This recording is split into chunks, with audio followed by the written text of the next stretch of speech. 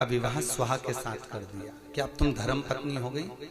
पति जो भी कमा कर लाएगा तुमको ला कर देगा, तुम उसको ले जाकर पुण्य बनाना। बहुत सुंदर प्रसंग है, जरा ध्यान दीजिएगा। पूंजी कोई अपने साथ में ऊपर लेकर नहीं जा सकता। आप में से कितने लोग हैं जो विचार कर कर बैठे हो कि फ्रिज, कूलर, वॉशिंग मशीन और डनलप का गद्दा, एसी का रूम सब लेके जाऊंगी। अरे बोलो थोड़ा आग्रह कीजिए जी, कोई ले जाएगा? नहीं। जो लाकर में सोना चांदी हीरा पन्ना धरा है वो ले जाओगे? नहीं। जो वस्त्रों से अलमारियां भरी हुई हैं वो लेकर जाओगे? नहीं। पूंजी कोई अपने साथ नहीं ले जा सकता, पर यह कथा कह रही है कि पूंजी का पुण्य बनाओ तो पुण्य अपने साथ जा सकता है। पूंजी नहीं जाएगा, पूंजी का पुण्य बनाकर जाए। और जब पूंजी का पुण्य बन जाए, स्वाहा देवी से कहा कि अब तुम्हारा पति जो कमा कर लाएगा वो तुम उसमें से भाग देना। तो जब भी यज्ञ होता है तो यज्ञ में यही कहा जाता है, ओम विष्णवे स्वाहा। स्वाहा का मतलब है कि हमने उस अग्नि देवता की पत्नी का आह्वान कर कर उसको ये भाग दे दिया और उसको ले जाकर दे दिया। उस भाग को वहां तक लेकर जाने का यदि कोई क्रम है, पहुंचाने का यदि कोई क्रम है, तो वो हमारे पुण्य है। बाजार में बहुत सारी चीजें मिलती है, बहुत सारे प्रोडक्ट मिलते हैं। बोलो तो सही है कि गलत है? एक पाप रूपी प्रोडक्ट भी मिलता है। पाप रूपी प्रोडक्ट बहुत सस्ता होता है। व्यक्ति जब पाप करता है तो उसको लगता है हाउ कर लो, क्या रखा, चोरी कर लो, कुछ निंदा कर लो, चुगली कर लो, बुराई कर लो, उसको मार दो, कूट दो, अपशब्द कह दो, ताने दे दो, गाली दे दो। तो पाप रूपी जो प्रोडक्ट है वो बाजार में बहुत मिलता है, सस्ता मिलता है और कोई भी दे देगा। पर पाप रूपी प्रोडक्ट मिलता सस्ता है, पर इसको लौटाने में जो तुमने खरीदा है इस पाप रूपी प्रोडक्ट को सस्ते में, उसका मूल्य चुकाने में ना जाने कितने जन्म बीत जाते हैं। मात्र मूल्य चुकाना, उस प्रोडक्ट का मूल्य, उस पाप का मूल्य ना जाने कितने जन्म हमारे निकल जाते। एक बार भगवान शिव पार्वती को देख रहे थे।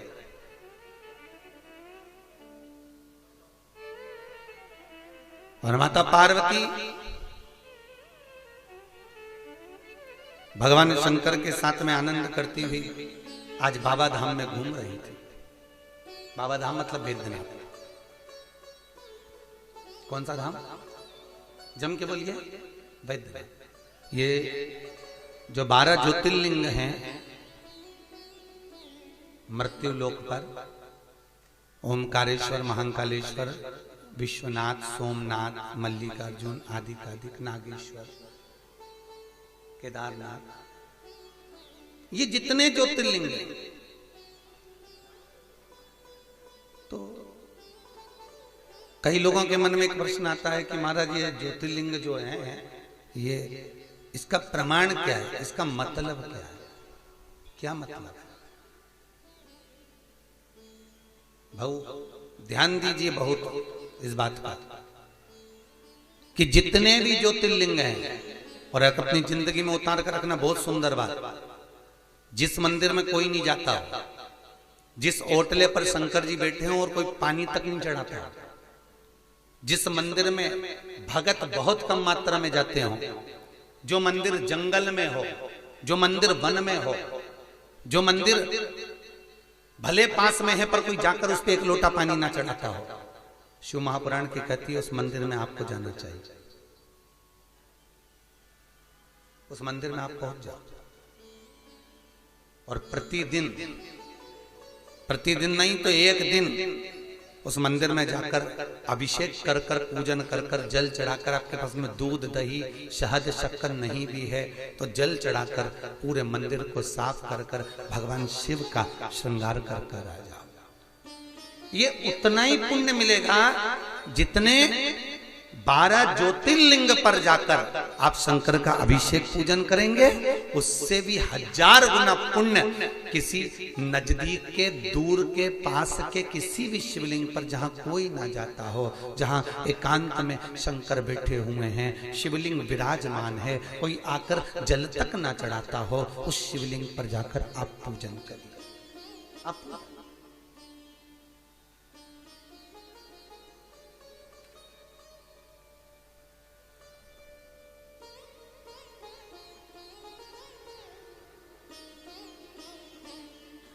उज्जैन, अगर आप में से कोई 12 ज्योतिर्लिंग की कथा में और 84 महादेव में अगर आया होगा तो उसको मालूम होगा कि एक बच्चे ने आकर एक प्रश्न किया था, गुरुजी हम राजस्थान से आए हैं और केवल आपसे मिलने के लिए आए हैं क्योंकि मेरा जॉब नहीं है, तो मुझे क्या करना चाहिए। और उस बच्चे से उस उज्जैन की कथा में हमने इतना ही कहा था कि जहां तुम एग्जाम देने जा रहे हो वहां का कोई ऐसा शिवलिंग ढूंढ लो जहां पर कोई पानी तक नहीं चढ़ाता हो, जहां लोग रोज पूजन करने जाते हैं। अकेला शिव था, वहां तुम चले जाओ। यह तुम्हारा गांव नगर जिसमें तुम रह रहे हो,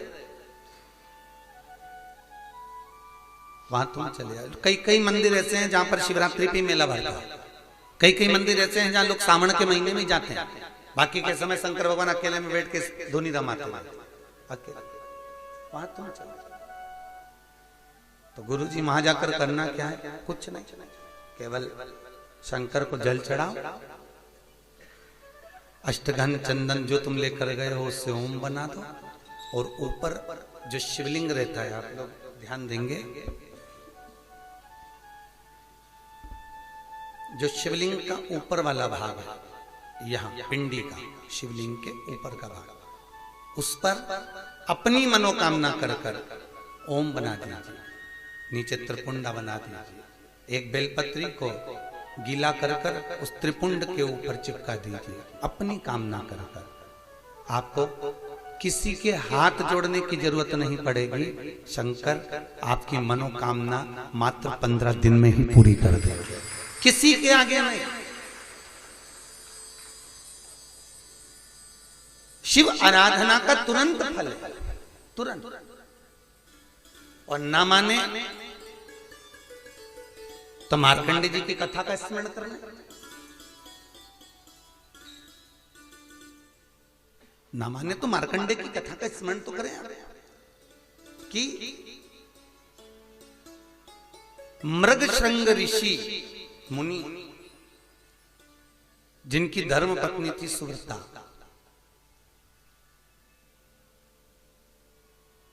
जो भगवत भक्ति में दिन रात डूबे रहते थे, भगवान के भजन में डूबे रहते थे, इन मृगशृंग ऋषि ने अपनी जिंदगी में कोई बड़ा तप नहीं किया, बहुत बड़ी साधना नहीं की। महाराज कौन है ये? मार्कंडे जी के दादाजी। बहुत बड़ी साधना नहीं करे, बहुत बड़ा तप नहीं करे, इन्होंने केवल अगर कुछ किया तो मंदिर में जाते थे भगवान शिव के, और शंकर के मंदिर में जाकर बुआरी लगा देते थे, कहीं बैठकर शिव नाम का उच्चारण करते थे, किसी मंदिर में शंकर का गुणगान गाते थे। शादी हो गई, सुव्रता आ गई घर में, वो भी भगवत भजन वाली थी। धर्म पत्नी अगर भगवान दे तो भगवान से विनती करना कि ऐसी देना जो भगवत भजन में डूबी रहे। क्यों? पति भले भगवान का भजन ना कर रहा हो, पति भले दान पुण्य ना कर रहा हो, पति भले सत्कर्म ना कर रहा हो, पति भले व्रत ना कर रहा हो, पति भले कुछ भी ना करे, मंदिर तक ना जाए, पर उन पतियों से निवेदन है कि भगवान से विनती करना कि तुमको अगर पत्नी मिले तो भगवान से विनती करना कि दान पुण्य करने वाली, भजन करने वाली, कीर्तन करने वाली, सत्कर्म करने वाली हो। और कई लोग पत्नियां कैसे ढूंढते हैं बेटों के लिए कि बेटा का जैसा नेचर है उससे जुड़ी हुई चाहिए। महाराज लड़के से मेज खाती हुई तो चाहिए, तो लड़के से लड़की मेज खाती ढूंढो, हाइट उम्र कटकाटी सब देखकर ढूंढो, पर निवेदन है लड़के की बुद्धि संकीर्तन में नहीं है, लड़के की बुद्धि भजन में नहीं है, लड़के की बुद्धि कथा में नहीं है, लड़के की बुद्धि दान में नहीं है, लड़के की बुद्धि मंदिर देवालय शिवालय तीर्थ में नहीं है। उसको तो हर दिन कहीं घूमने के लिए आगरा जाना है, कहीं गोवा जाना है, कहीं यहाँ जाना है, कहीं वहां जाना है। तो ऐसे लड़के के साथ अगर कोई लड़की ढूंढो तो भगवान से प्रार्थना करना कोई दान करने वाली, पुण्य करने वाली, सत्संग करने वाली, संकीर्तन करने वाली, भजन करने वाली ढूंढना। क्यों, किस लिए? मान लो लड़का दान पुण्य भजन कुछ नहीं करता, भूल से भी अगर इस बहू के मुंह से एक बार भगवान का नाम निकल जाएगा तो पति को भी बैकुंठ ले जाएगी, खुद भी चली जाएगी। खुद मान लो लड़के के मुंह से नहीं निकलता,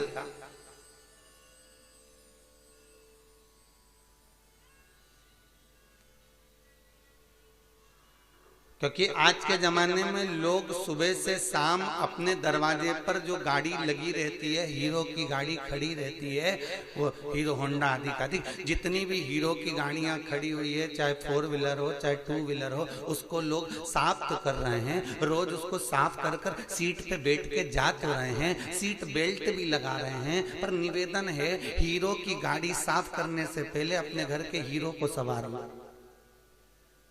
समझ गए? सबसे पहले अपने घर के हीरो को संवारना जो तुम्हारी औलाद है। भाई हीरो की गाड़ी किसी काम की नहीं, अगर ये हीरो गड़बड़ हो गया तो इसको संवारना क्या? अब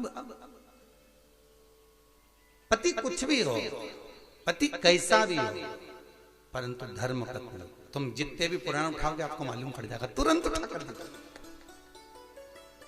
और एक धर्म पत्नी जिसकी धर्मात्मा नहीं निकली, एक धर्म पत्नी जिसकी पुण्यवान नहीं निकली, उसका भी चरित्र उठाकर देख लीजिए। जरासंध का चरित्र, काल्यावन का चरित्र, चलो तो चलो आगे देखिए आप। वृंदा के पति जलंधर का चरित्र, तुलसी के पति शंखचूर्ण का चरित्र। शंखचूर्ण राक्षस था, पत्नी धर्मात्मा थी। जलंधर राक्षस था, पत्नी वृंदा धर्मात्मा थी। इनकी धर्म पत्नियों ने इनको परम पद दे दिया, भगवान का दर्शन करा दिया। और एक भगवान विष्णु का चरित्र उठाकर देख लो, जिनकी धर्म पत्नी लक्ष्मी थी, जिसको फैशन से फुर्सत नहीं मिलती थी। अष्ट लक्ष्मी या महालक्ष्मी, लक्ष्मी स्वयं नारायण से कहती थी मेरे कारण तुम्हारी पूजन होती है। जिसको अभिमान से फुर्सत नहीं मिलती, जिसको सजने और संवरने से फुर्सत नहीं मिलती, इसलिए पृथ्वी पर लक्ष्मी जी के मंदिर कहीं नहीं मिलेंगे तुमको ज्यादा।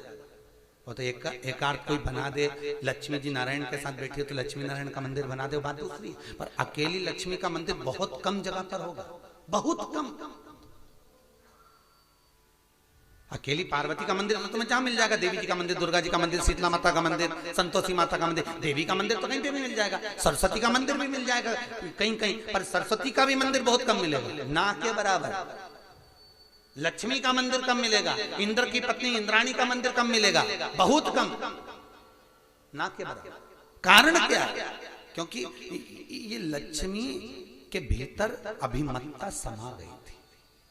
भगवान से कह देती थी मेरे कारण तुम्हारी पूजन हो रही है, मेरे। जो स्वयं भगवान विष्णु को श्राप दे देती है कि तुम्हारा सिर कटेगा और घोड़े का मुंह लगेगा। भगवान विष्णु को श्राप लगा था, इसलिए सिर कट के घोड़े का मुंह लगा था, हयग्रीव अवतार। ये पत्नी के कारण हुआ। इसलिए पहले की माताएं बड़ी चतुर होती थी महाराज। लड़के के लिए लड़की देख के आती थी तो उसका मुंह देखकर नहीं आती थी, पहले पांव गीला करवा कर उसको पत्थर पे चलवा के देखती थी, बोलो सही है कि गलत है। उसको पांव गीला करवा के पत्थर पे चलवा के देखती थी। क्यों?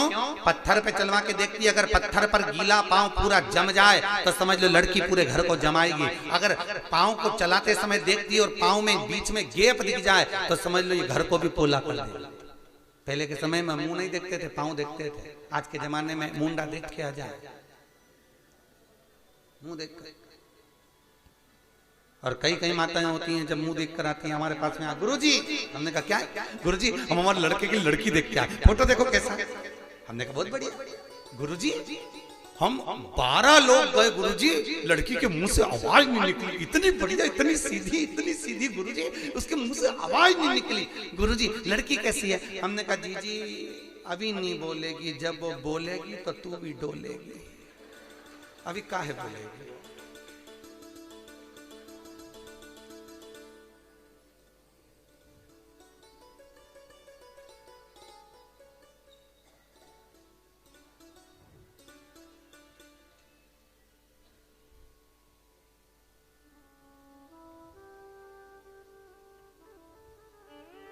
कितनी कितनी मर्यादा थी साहब।